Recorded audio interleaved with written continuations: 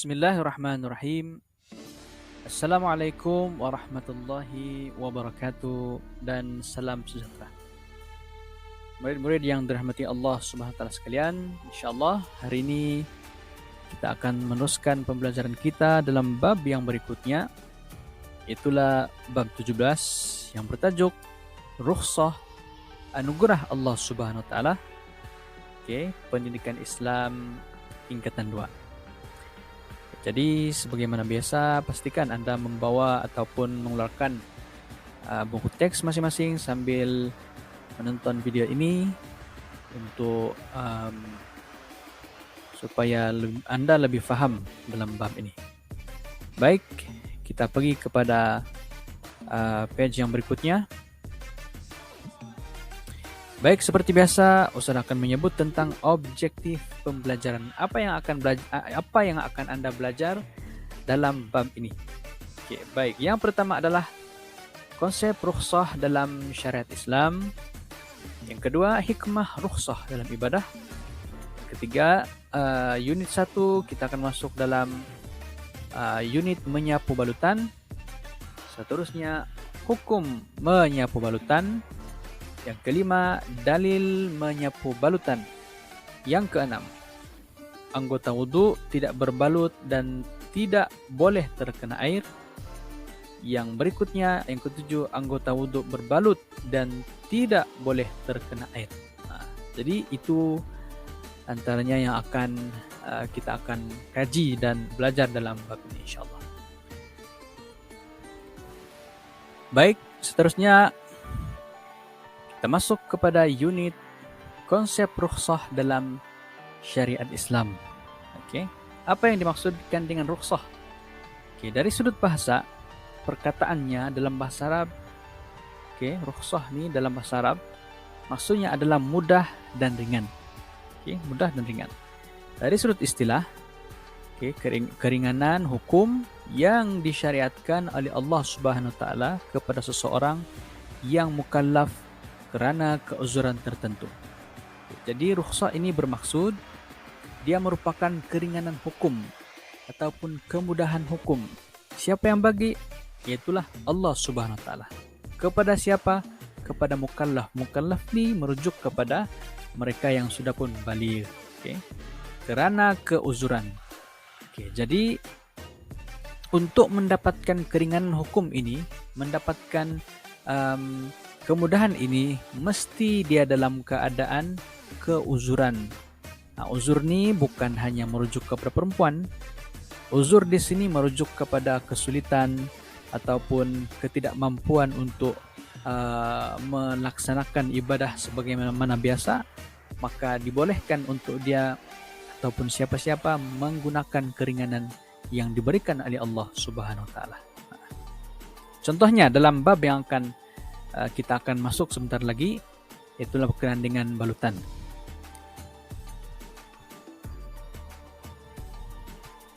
Baik. Seterusnya, hikmah rukhsah dalam ibadah. Apa kelebihan? Apa hikmah? Apa keistimewaan rukhsah dalam ibadah? Satu, melaksanakan tanggungjawab agama ketika dalam kesulitan. Kenapa Allah Subhanahu wa taala hadiahkan kepada kita kemudahan? Berikan rukhsah kepada kita, menunjukkan bahwasanya kita mesti tunaikan semua tanggungjawab agama walaupun berada dalam situasi yang genting ataupun dalam keadaan kesulitan. Menunjukkan pentingnya untuk kita meneruskan ibadah tersebut. Baik, yang kedua, melaksanakan ibadah mengikut kemampuan masing-masing. Yang ketiga, merasai kasih sayang Allah Subhanahu wa taala dan Islam sebagai agama yang mudah. Salah satu tanda Allah Subhanahu wa taala cinta dan sayang kepada hambanya adalah dengan memberikan rukhsah ataupun kemudahan kepada kita. Sebagai agama yang mudah. Hari ini kita selalu menyebut Islam adalah agama yang mudah. Islam the way of life. Tapi apa buktinya? Buktinya adalah Allah Subhanahu wa taala berikan rukhsah ataupun kemudahan kepada kita. Seterusnya, yang keempat, Mempelajari kaidah membuat keputusan berdasarkan keutamaan seperti solat secara jamak, qasar, dan solat ketika musafir. Jadi ini pun kita akan bincang selepas inilah dalam bab berkenaan dengan jamak dan qasar. Oke, baik, seterusnya kita masuk kepada unit 1, iaitulah menyapu balutan. Oke, sambil tengok gambar di atas adalah tangan, dan tangan itu berbalut dengan pembalut berwarna putih. Oke, maksud kepada menyapu balutan adalah menyapu air ke atas pembalut luka. Oke, menyapu air ke atas pembalut luka bagi menggantikan wudhu untuk membolehkan ibadah seperti salat dilaksanakan. Baik, seterusnya hukum. Apakah hukum menyapu air ke atas balutan? Hukumnya adalah wajib. Maksudnya wajib, mesti. Kerana ketika berwudu dan mandi wajib. Oke, sebagai ganti membasuh atau menyapu anggota wudu yang sakit. Oke, kalau sekiranya tangan Ali ini hanya dibalut di sebelah kanan, tangan kanan, maka air itu apabila dia berwudu nanti dia mesti menyapu air di atas balutan itu dan meneruskan basuhan pada anggota-anggota wudu yang lain. Oke. Begitu juga dengan mandi wajib. Baik, seterusnya yang penting di sini hukum adalah wajib. Kena pastikan anggota wudu itu yang berbalut itu disapu air. Seterusnya, dalil menyapu balutan. Dalil menyapu balutan, adakah dalam hadis Nabi suruhan menyapu balutan? Sebenarnya ada. Daripada kisah, kita tengok kisah di atas. Kisah seorang sahabat yang luka di kepala. Di zaman Nabi sallallahu alaihi wasallam ada sahabat yang mana luka kepalanya. Dia mimpi bersetubuh. Selepas dia luka, lepas tu waktu malam pun tiba, sahabat ini tidur, dan ketika tidur dia mimpi bersetubuh. Ketika itu pula cuaca sangat sejuk lah, musim sejuk masa itu. Lalu keesokan harinya sebelum salat subuh, sahabat ini mandi wajib. Kenapa mandi wajib? Sebab untuk menghilangkan ataupun sebab semalam ini kan beliau mimpi bersetubuh. Jadi untuk membersihkan badan kena mandi wajib. Perbuatan tersebut menyebabkan meninggal dunia. Mungkin disebabkan air termasuk di kepala menyebabkan sahabat ini meninggal dunia. Apabila mendengar kejadian itu, Rasulullah sallallahu alaihi wasallam bersabda, sebagaimana riwayat oleh Jabir radhiyallahu anhu. Kata Rasulullah sallallahu alaihi wasallam, "Innama kana yakfihi ayatayammama wa ya'sira aw ya'siba ala jurhihi khirqatan, thumma yamsaha 'alaiha wa yaghsila sa'ira jasadihi." Rawahu Abu Daud. Maksudnya, sesungguhnya cukup baginya bertayamum. Sepatutnya sahabat ini hanya bertayamum saja dan membalut luka dengan percakain. Kemudian dia menyapu air atasnya, yaitu balutan, dan mandi keseluruhan badan, yaitulah mandi wajib. Sepatutnya sahabat tadi dia hanya perlu bertayamum, dan membalut luka dengan kain. Sepatutnya macam tu, tapi ketika mana sahabat itu mandi wajib, sebenarnya pensyariatan untuk menyapu balutan ini belum lagi. Baik, seterusnya kita masuk kepada anggota wudu tidak berbalut dan tidak boleh terkena air. Semua pelajar sila fokus sebab dalam unit ini sangat penting sebab diterangkan kepada kita tata caranya. Kita tengok sebelah kiri, berwarna hijau. Sebahagian kecil anggota wudu tidak boleh terkena air. Contohlah anggota wudu tersebut tangan sahaja tidak boleh kena air sebab dibalut. Jadi caranya adalah berwudu seperti biasa. Dua, apabila sampai ke anggota wudhu yang luka, sapu air ke atas luka tersebut. Jika luka itu tidak boleh disapu dengan air, elakkan daripada menyapu, dan kemudian tunaikan salat, dan salat tidak perlu diqadha selepas sembuh. Oke, jadi itu adalah untuk sebahagian kecil anggota wudhu tidak boleh terkena air.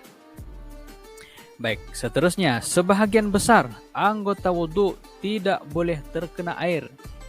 Oke, tangan pun tidak boleh kena air, kepala pun tidak boleh, kaki juga tidak boleh terkena air. Apa tata cara untuk mengambil wudhu? Caranya adalah jika sebahagian besar anggota wudhu seperti tangan, kepala, dan kaki tidak boleh terkena air, pesakit perlu bertayamum dan menunaikan salat. Bertayamum ini hanya muka dan tangan lah. Jangan pula bertayamum muka, tangan, kaki, telinga, dan sebagainya. Tayamum itu dua sahaja, muka dengan tangan. Oke.